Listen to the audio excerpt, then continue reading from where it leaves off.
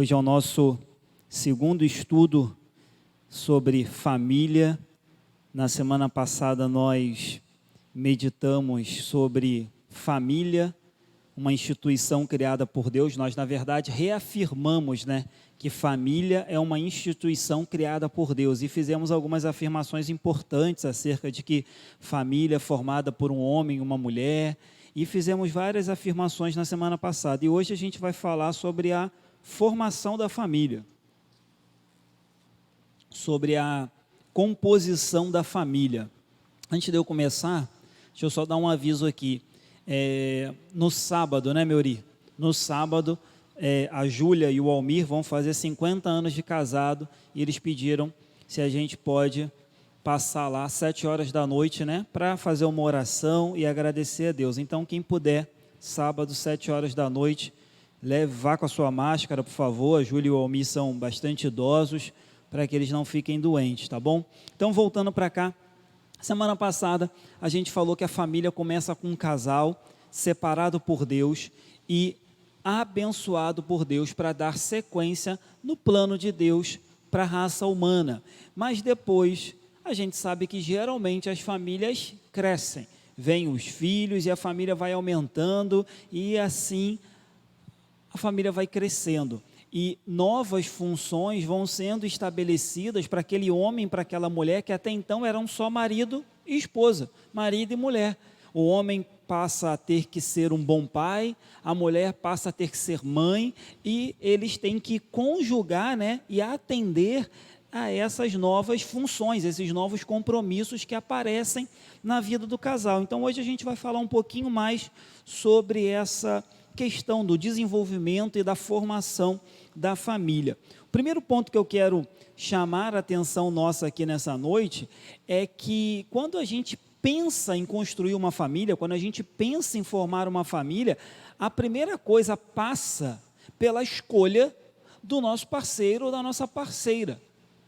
Se a gente não pensar bem, não orar bastante, não meditar antes de fazer essa escolha, provavelmente a construção dessa família vai ter problemas no futuro. Então, a primeira coisa, antes de pensar em construir uma família, em pensar em casar, em pensar em formar um relacionamento, a gente deve orar, buscar ao Senhor, pedir discernimento, sabedoria, para que a gente escolha, com a iluminação do Espírito Santo, a melhor pessoa para estar ao nosso lado durante toda a nossa vida. Então, a construção da base da família começa pela escolha. Isso é muito importante, porque hoje a gente pode citar várias pessoas que, digamos, que escolheram mal, não oraram, não tiveram discernimento, não buscaram a face de Deus, não tiveram sabedoria, e por escolher mal lá no namoro, lá no início, na adolescência, trazem hoje marcas e consequências de uma má escolha que foi feita. Então, a base não foi bem feita, porque lá atrás Deus não foi procurado para que, com base nos princípios da Bíblia, aquela família fosse formada. É claro, de novo, que eu estou falando aqui de uma forma geral. Há pessoas que oraram, que buscaram a Deus, que tinha tudo para dar certo, mas as coisas depois se mostraram diferentes daquilo que a pessoa descobriu no namoro, daquilo que a pessoa identificou. Mas, no geral, as famílias passam depois por problemas, geralmente, quando lá no início, na escolha, na decisão de casar, nós não ouvimos a voz de Deus e não buscamos a Deus como deveríamos. Então a gente vai falar aqui sobre alguns princípios, mas antes de entrar nos princípios, eu vou reforçar um pouco do que eu falei semana passada. É preciso também quebrar alguns mitos, O primeiro mito, quando um casal ou quando alguém busca uma pessoa para se casar, é o mito da mulher ou do homem perfeito. A verdade, meu irmão, é que, tirando os adolescentes, depois que a gente atinge uma idade, a gente descobre que isso aqui é uma grande bobagem, que isso aqui é uma grande utopia. Não existe homem nem mulher perfeito. A convivência vai ajustando. Não existe homem dos sonhos, mulher dos sonhos, não existe príncipe encantado.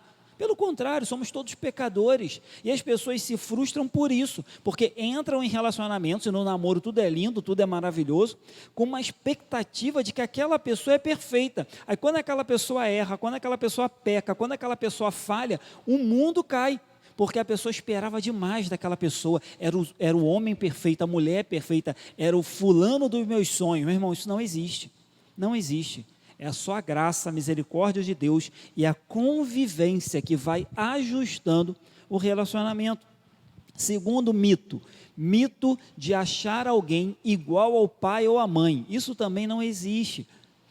Muitas mulheres acham que devem ter um marido idêntico ao seu pai, porque seu pai foi um grande pai, e muitos homens acham que tem que ter uma mulher dentro de casa igual a sua mãe. Querem uma mãe, uma dona de casa e não uma esposa. Isso também é um mito, isso tem que ser quebrado. É um absurdo jogar um fardo, porque isso é um fardo sobre a outra pessoa, dizendo, não, você tem que ser igual meu pai, porque meu pai foi maravilhoso. Você tem que ser igual minha mãe, porque minha mãe lavava, passava, cozinhava, fazia. As pessoas são diferentes, então isso é um mito que também atrapalha no relacionamento. E o terceiro mito aqui, e último, o mito da alma gêmea. É muito parecido com o mito do homem perfeito, da mulher perfeita, mas tem as suas nuances, né? As pessoas ficam esperando alguém que o complete por total. Tem que gostar das mesmas coisas, tem que torcer por mesmo time, tem que gostar da mesma música, tem que frequentar os mesmos lugares, tem que ter todos os hábitos iguais. E a gente fica procurando uma alma gêmea, quando na verdade não existe alma gêmea. Cada ser humano é um, cada mulher é uma, cada homem é um. O casamento é união de diferentes. Há diferenças gritantes entre homem e mulher. Não existe esse negócio de alma gêmea. Os homens são criados de uma forma, as mulheres de outra, na maioria das vezes. Os homens têm um tipo de educação, um tipo de característica, de personalidade, as mulheres têm outras. Então, nessa utopia de achar a pessoa perfeita, a alma gêmea, isso só prejudica tanto o início de um casamento, quanto prejudica o andamento de um casamento, porque a pessoa casa com um mito, e depois vai descobrindo que não era aquilo que ela sonhou, e aí a gente entra nas crises conjugais. Então, terminando os mitos, vamos para alguns princípios bíblicos que eu selecionei aqui, que eu acho interessante, principalmente para os dias de hoje. Primeiro, não se deixe levar pela aparência, e a gente vive, acho que na época, ou na pior época, para falar sobre isso. As pessoas hoje não, né? Eu estaria generalizando, mas a grande maioria das pessoas, pelo menos é isso que as pessoas aprendem na televisão, no rádio, na mídia, as pessoas separam ou selecionam as pessoas com quem elas querem ficar pela aparência. E a aparência, a gente sabe, ela é ditada pelo mundo, ela é ditada pela moda, ela é ditada pela televisão, pelas novelas. Então, hoje, dificilmente alguém se dá a oportunidade de orar, de conversar, de conhecer alguém que tem uma aparência que não corresponde àquela mulher perfeita, aquele homem perfeito. E a gente sabe que a Bíblia condena isso, em João 7, 24, em outras passagens, inclusive na passagem que Davi é escolhido, né? O profeta ali fica tonto, não sabia quem escolher, porque foi escolhendo os mais bonitos, os mais fortes, os mais altos. Aí Deus diz, não, quero Davi, o menor, o menorzinho, o raquítico, aquele que os olhos, ninguém dava nada pela aparência de Davi, e Deus o escolheu. Então, quem julga pela aparência, quem escolhe pela aparência, desconsidera o interior, o caráter, a moral, a ética, as motivações. Quem julga pelo exterior vai levar, digamos, com a maçã podre, bonita por fora, mas cheia de problema por dentro. Segundo ponto aqui, não ouça apenas o coração. A Bíblia está cheia de avisos dizendo, cuidado, o coração é enganoso, cuidado, o coração do homem faz planos, mas a última palavra vem do Senhor. Então, cuidado com essa paixão absurda. As pessoas acham que devem construir seus casamentos apenas com base no coração, apenas com base no sentimento. Quando a Bíblia nos manda ter bom senso, razão, discernimento, sabedoria, quando a Bíblia nos manda avaliar todas as áreas e não só ter sentimento. Então é preciso sim conversar, observar, perguntar muito antes de tomar uma decisão baseada apenas no coração. E o que a gente vê hoje são jovens e adolescentes que dizem, eu amo, então vou casar. Quando, na verdade, não é isso que a Bíblia manda a gente fazer. A Bíblia não manda em momento algum a gente tomar nenhuma decisão baseada só no nosso coração. Nenhuma. Nem a conversão deve ser baseada só no coração. A decisão da fé é racional também. A fé é uma decisão também intelectual. Terceiro ponto aqui, é importante que se leve em conta as opiniões dos mais velhos e dos pais, e especialmente se os pais forem cristãos. Um outro problema também, nós vemos famílias e mais famílias em crises, porque os jovens ou a pessoa na época de casar não ouviu o conselho dos mais velhos e dos seus pais, principalmente. Lá em Provérbios 23, 22, fala sobre isso, sobre ouvir conselhos. Provérbios 23, 22 diz assim: ouve a teu pai, que te gerou, e não desprezes a tua mãe, quando vier a envelhecer. Então, queridos, ouvir pai e mãe é mandamento de Deus. Respeitar pai e mãe é mandamento de Deus. E tem um monte de gente aí, digamos, mal casado, ou passando por problema na família, porque não dá o devido valor e a devida honra aos seus pais. Eles já passaram por muito mais coisas que nós, e se for principalmente um casal cristão, eles devem ser ouvidos. Além de pais, né, eu citei aqui também Provérbios 19, 20, que fala de ouvir conselhos de pessoas confiáveis. Provérbios 19, 20, diz assim: ouve o conselho e recebe a instrução, para que seja sábio nos teus dias por vir. Então, queridos, não devemos olhar para a aparência, não devemos ouvir só o nosso coração, não devemos deixar de ouvir a opinião dos pais e de pessoas sábias, e também devemos, claro, acima de tudo, buscar Deus em oração. Esse é o mais importante e talvez seja o que é menos utilizado pelos jovens quando procuram formar uma família. Busque Deus em oração, busque Deus constantemente, para que ouçamos a voz dele e saibamos o que ele deseja. Provérbios 18, 22, o que acha uma esposa, acha o bem, e alcançou a benevolência do Senhor. Então, se é benevolência do Senhor, a gente precisa buscar nele a nossa esposa ou o esposo.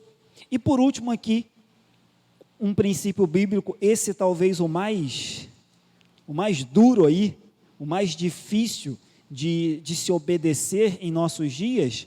Quem chutaria aí qual é esse conselho mais difícil de se obedecer em nossos dias? Um princípio bíblico que o jovem deveria buscar antes de casar. Alguém chuta? Esse é fácil, queridos, ninguém chuta. Não se ponha em julgo desigual. Não case com ímpio, não namore com ímpio. Difícil falar isso? É difícil. Quantos hoje em dia obedecem isso? A minoria.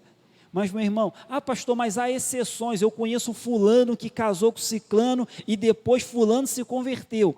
Que Deus teve misericórdia, meu irmão. Deus teve misericórdia. Meuri está falando assim, com ela. Mas Deus teve misericórdia. Rogério também está fazendo assim.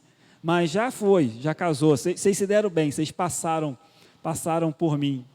Mas o conselho de Deus é, não case com ímpio, meu irmão, não case com ímpio. Tem gente que acha, tem adolescente que acha, que namoro é meio de evangelismo.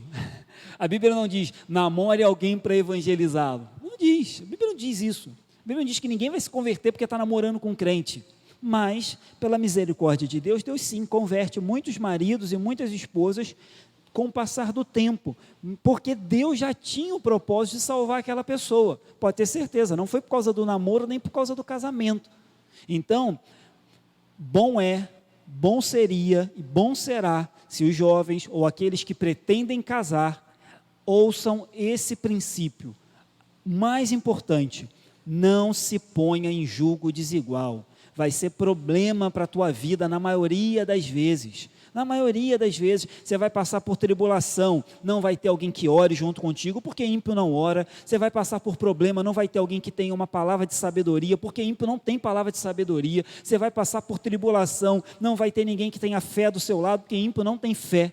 Você vai querer ir para a igreja, o ímpio vai querer ir para outra situação. Você vai querer educar seus filhos de uma forma e o ímpio talvez vai querer educar de outra forma. Então, a probabilidade de um casamento em julgo desigual dar errado é gigantesco. Então, bom seria, se você quiser evitar problema, que você não se ponha em julgo desigual. Amós 3:3. É um texto muito conhecido também, diz assim: andarão dois juntos, se não houver entre eles acordo? Andarão dois juntos, se não houver entre eles acordo? Meu irmão, como eu disse, há raras exceções, mas até entre pessoas de igrejas diferentes, às vezes há crise. Eu fiz um gabinete uma vez aqui com um casal que não era aqui da igreja, e esse casal disse que parou de frequentar a igreja porque quando casaram, eu acho que um era da Assembleia e o outro era da Batista, e quando o casamento começou a ter o desentendimento para qual igreja ia, se ia para uma, se ia para outra. Isso foi prejudicando, acabou que os dois pararam de ir para as duas igrejas e ficaram anos sem frequentar igreja nenhuma. Então, até entre cristãos, a gente tem que tomar cuidado. É claro que o julgo desigual é para ímpio, mas até quando a gente vai casar com uma pessoa de uma outra igreja, de uma outra denominação, tem que ter muita oração e muita conversa, porque há casos em que dá errado. Eu me converti, eu era de uma igreja congregacional, e quando eu comecei a namorar a Ilana era de uma outra congregacional. Olha, a gente discutia por tudo. Até o versículo mais básico da Bíblia, João 3,16, a gente discordava. E a gente ficou quase um ano, só brigava, e depois a gente teve que passar quase um ano separados para que a gente buscasse em Deus um equilíbrio. Éramos de igrejas congregacionais, diferentes, mas tudo a gente discordava. Então, até isso tem que tomar cuidado. Então, mito. Não procure a mulher perfeita, o homem perfeito, não procure o parceiro igual a sua mãe ou igual ao seu pai, não busque a alma gêmea, porque não existe. Princípios, não escolha ninguém pela aparência, nem falei, nem preciso falar, mas hoje em dia é necessário, não escolha ninguém pela condição financeira, hoje em dia também é muito forte, não escolha alguém apenas porque seu coração está mandando, porque seu coração é mentiroso. Leve em conta a opinião dos seus pais antes de casar, procure conselho de outras pessoas, ore e não se ponha em julgo desigual.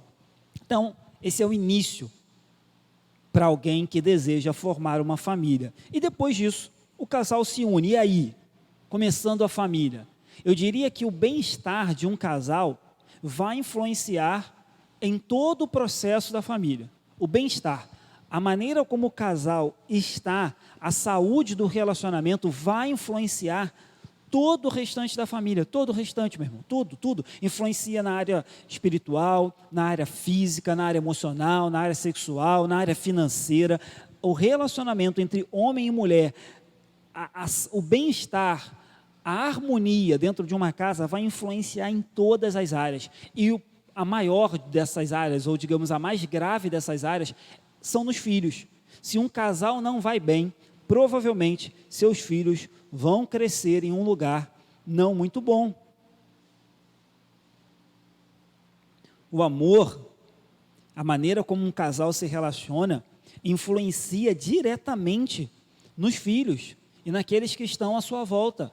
A maneira como um marido trata a sua mulher e a mulher trata o seu marido faz com que as crianças aprendam se o casamento é bênção ou maldição, ou não aprendam, tirem a conclusão. Faz com que as crianças pensem se vale ou não a pena casar, porque eles olham para aquela situação e tiram conclusões daquela situação. Então, a família começa com o bem-estar, com um bom relacionamento entre um homem e uma mulher, porque se assim não for, pode ter certeza, todo o restante não vai bem. Todo o restante não vai bem. Já fiz um gabinete aqui também, onde uma pessoa me contou, eu faço muito gabinete com gente que não é da igreja, as pessoas não sabem, A pessoa me contou que teve um problema acho que 1 ou 2 dias antes do casamento, teve um problema grave e ainda assim casou.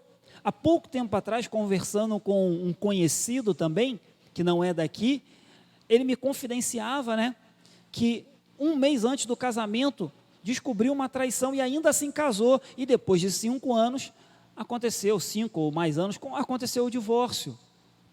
Irmão, se não começa bem, a probabilidade de não terminar bem é muito grande.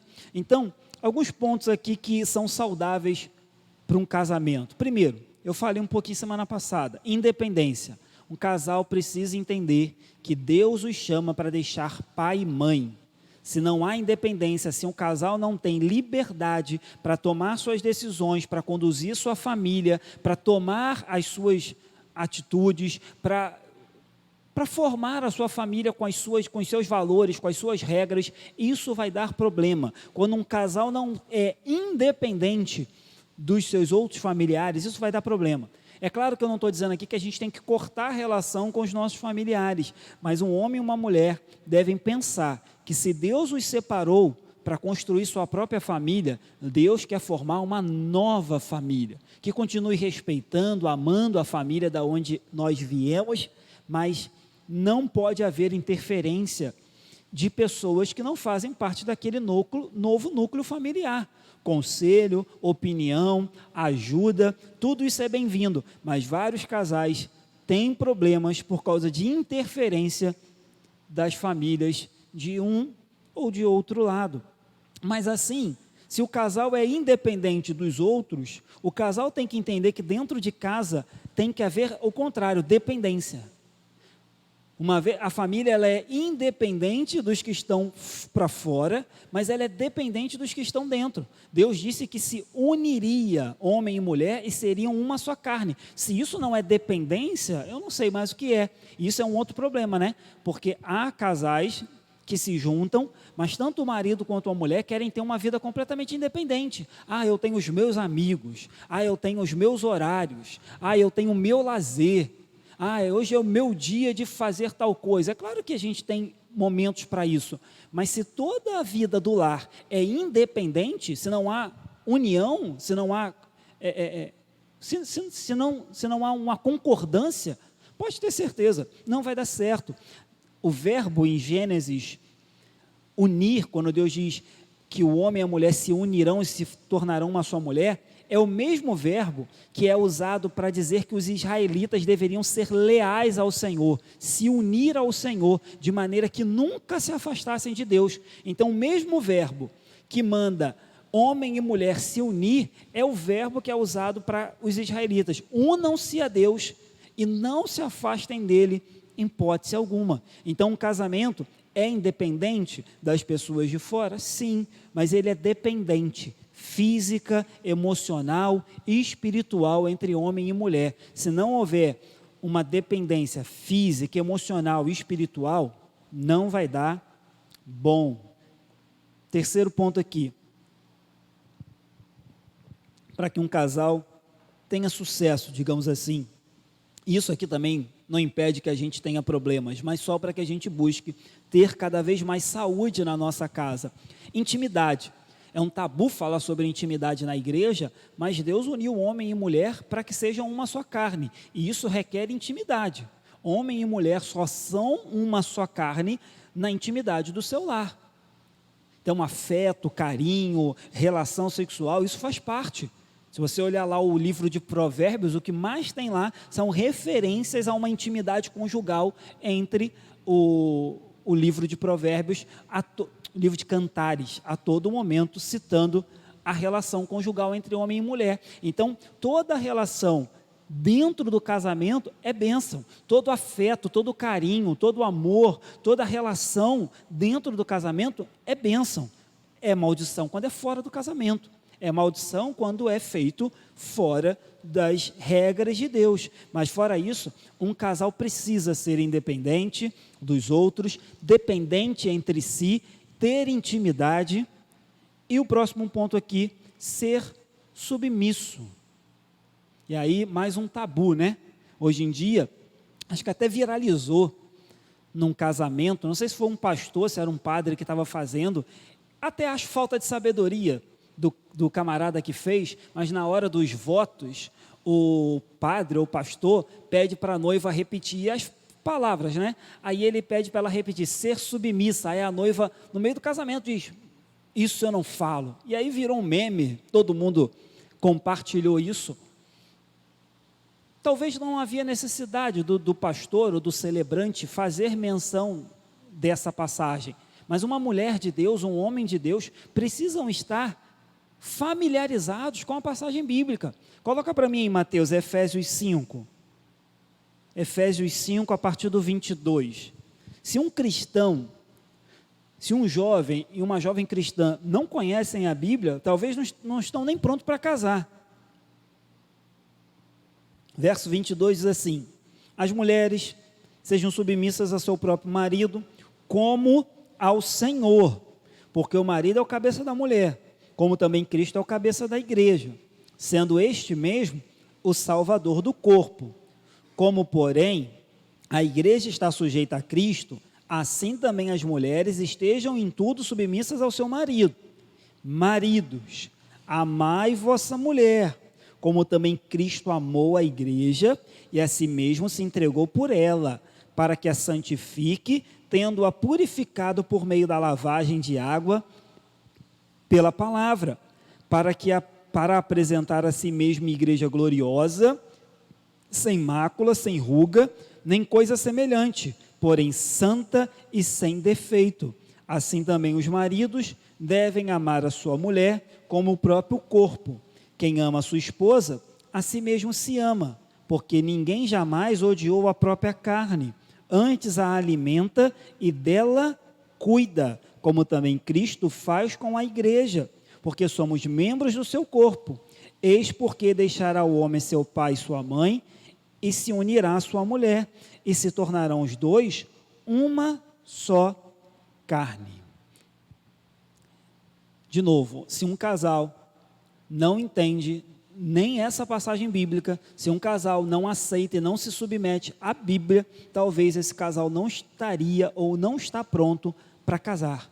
A Bíblia ensina claramente que as mulheres são submissas a seu marido. Mas como a gente bem sabe, ser submisso não é ser humilhada, não é ser escrava, não é ser menosprezada, nem diminuída. Tanto que o exemplo que o apóstolo Paulo dá é de Cristo e da igreja. Ele a todo momento está comparando o casamento com a relação que Cristo tem com a igreja. Ele diz assim, olha, assim como a igreja é submissa ao Senhor Jesus, assim como a igreja se submete, ouve, escuta, aceita, obedece ao Senhor Jesus, e faz porque sabe que é amada pelo Senhor Jesus, faz porque sabe que Jesus morreu por ela, faz porque sabe que Jesus se sacrificou por ela. Então essa igreja, voluntariamente, amorosamente, ela se submete a Jesus, porque Jesus, digamos assim, merece toda a nossa submissão.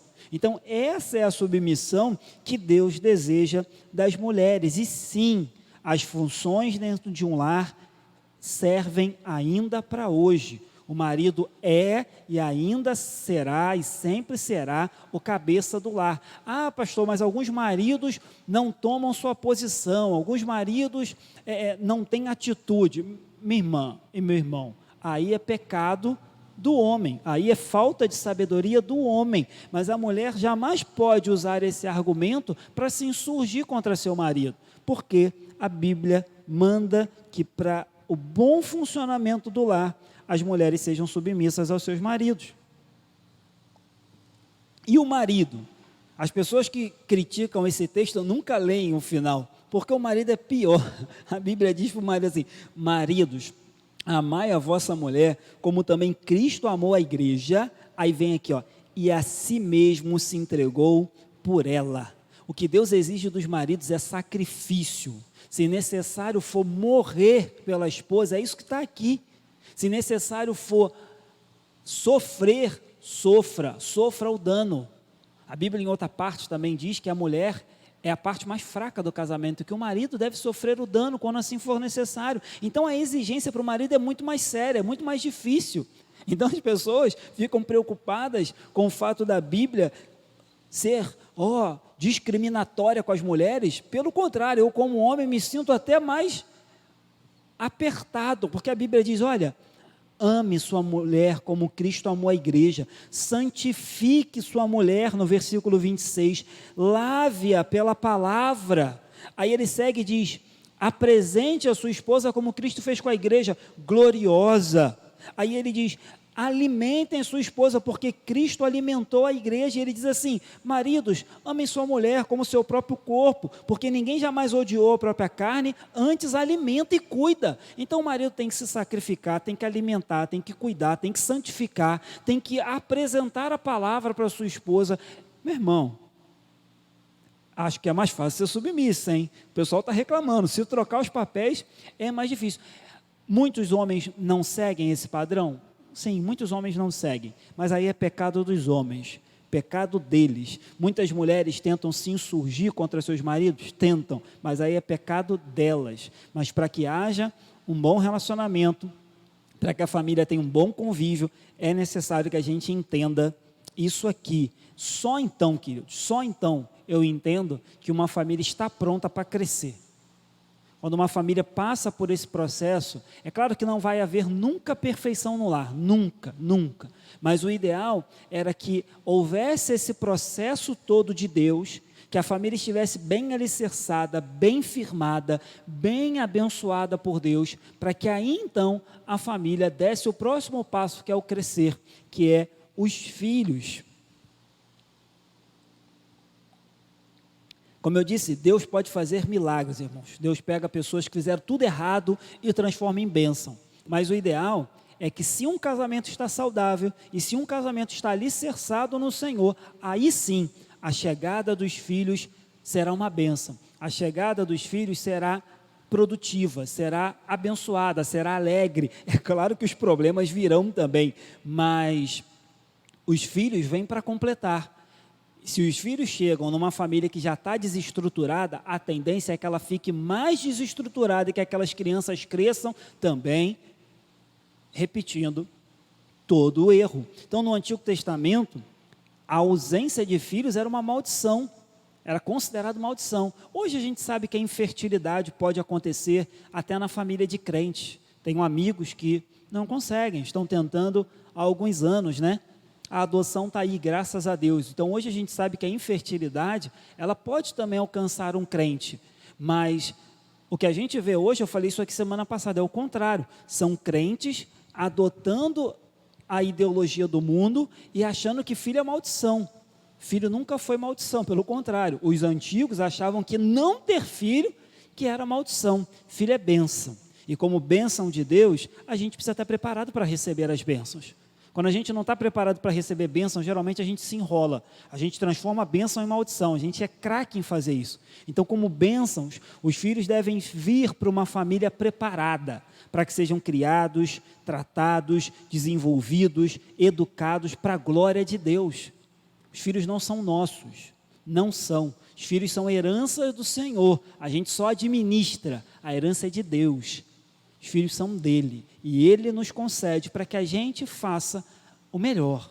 Depois vão crescer, vão tomar suas próprias decisões, e isso não nos compete. Mas uma família crente precisa se preparar para a chegada dos filhos. E os filhos não podem ser algo que acontece de forma impensada. Pelo contrário, deve ser algo planejado, amado, esperado, orado. Tudo isso deve acontecer. Esse é o ideal.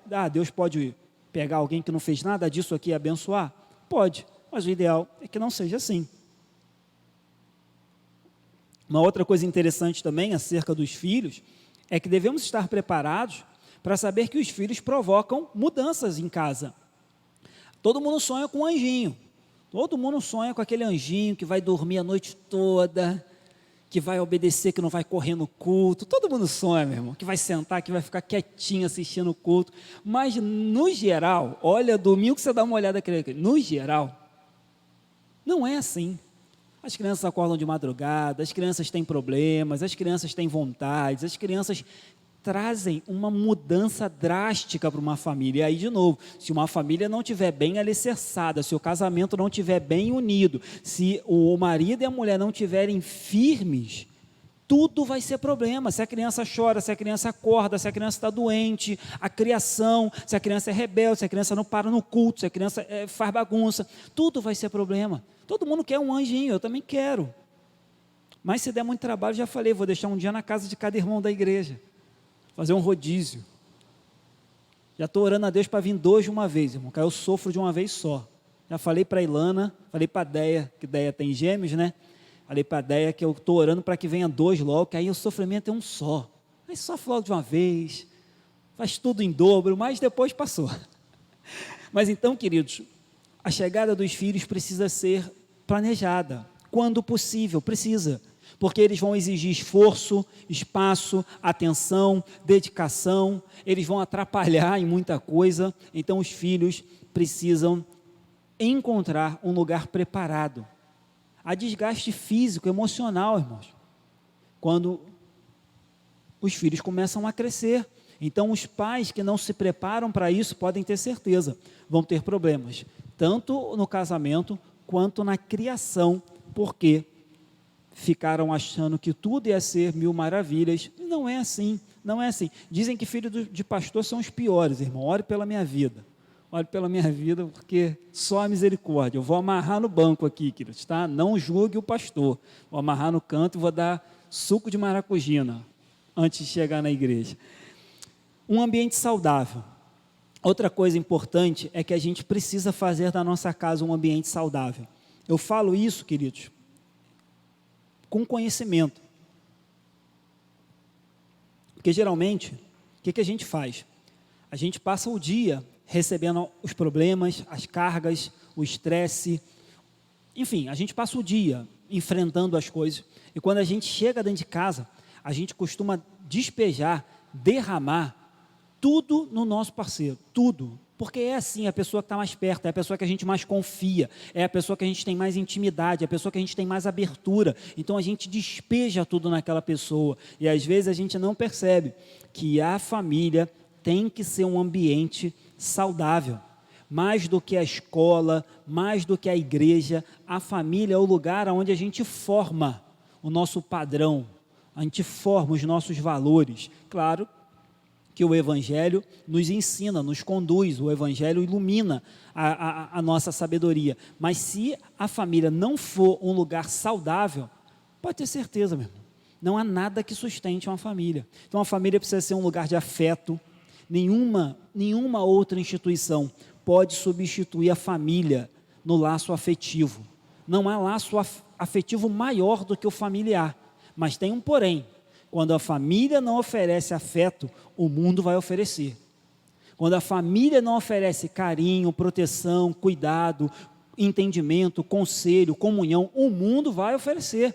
Então, a gente precisa ter uma família saudável, um lar saudável. Primeiro por nós, porque a gente quer uma família saudável, a gente quer uma casa saudável. A gente quer chegar em um ambiente que seja bom, mas também para os outros, para os filhos, para os menores e até para o nosso parceiro. Porque se a gente não fizer o máximo para que tenhamos um ambiente saudável, de afeto, pode ter certeza, o diabo vai enviar alguém perfeito para oferecer afeto, carinho, conselho, ombro amigo, e aí a gente sabe onde que isso vai terminar, né? Outra coisa, a família precisa ser um lugar de proteção. A gente precisa se sentir protegido na nossa família. O ser humano, desde criança, nasce querendo, necessitando, desejando ser protegido. E a família precisa ser esse ambiente que comecemos primeiramente a proteger nossas crianças, que são os mais vulneráveis, mas que a gente também lembre de proteger um ao outro, de proteger marido e mulher.